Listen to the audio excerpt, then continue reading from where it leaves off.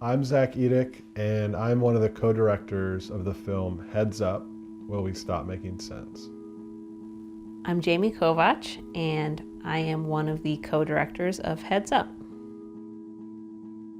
So in 2014, I read a one-page essay in a magazine that explained that it costs more than a cent to make a 1 cent coin in the US. And that was a little shocking to me. He was looking for a documentary subject that both spoke to him and that would be accessible to a large audience. So that was just a little factoid after growing up in a household with my mother as an accountant that just lived with me. And so I pursued that story, and it grew and grew and grew, and it led to Heads Up.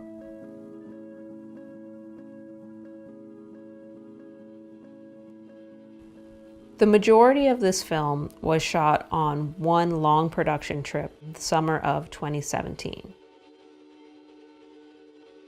Zach did a lot of homework ahead of time and planned out a few key people that we were going to talk to, and we devised a road trip plan that would connect all of those locations. We shot all over the place, from Louisiana to North Carolina to Virginia. Obviously, we shot in DC, Philadelphia at the Mint, into New York City, and then up into Canada. And most of the interviews were set up ahead of time, but many of them were things that came to fruition during the road trip. We had the domino effect happen all the time. Even within a city, someone would point us in the direction for meeting someone else, or across the state, or across the country. But there were also many people that we talked to that were the everyday American that we discovered along the road, and that was really fun as well. So we weren't just talking to professors, but we were talking to Canadians, we were talking to Americans, and we were asking their opinions, whether it was in New York City, standing by the fountain in Central Park, or during the eclipse outside McGill University in Montreal.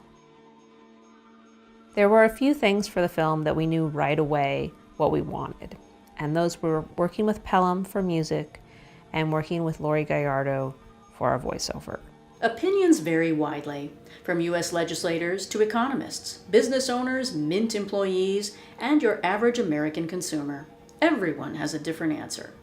Laurie is a local DJ on one of our NPR stations here in Austin, and Zach has always loved her voice. Like every time she comes on, he talks about how she's his friend.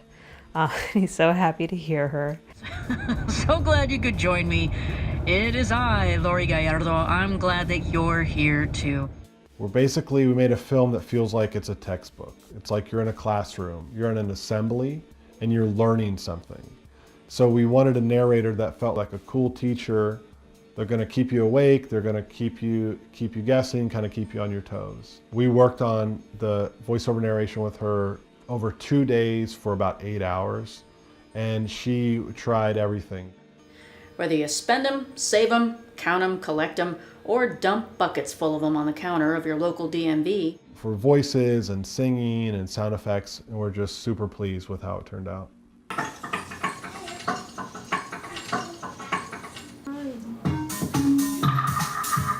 A big character of the film is the music. We have a 15-song soundtrack that we created with my lifelong friend, Pelham Johnston.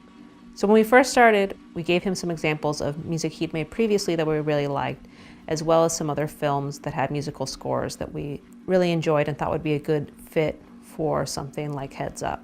We talked a lot about this idea of this slow-moving industrial machine, and that became a core theme throughout.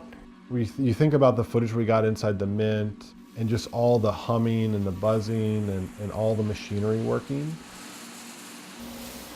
A lot of times I feel like it's fun to play with, like you're not sure if what you're hearing is coming from the Mint and what it sounds like or what Pelham has created with the soundtrack. I'm really excited that he worked in partnership with us on this film. My prediction is we'll retire the penny soon. What I learned from the trip was that the behavior of people and businesses is out far ahead of policy. So our behavior and our practices are going to change, and then policy will catch up with them. Yeah, I don't know. It's hard to say. I think Canada will definitely get rid of their nickel before we get rid of our penny.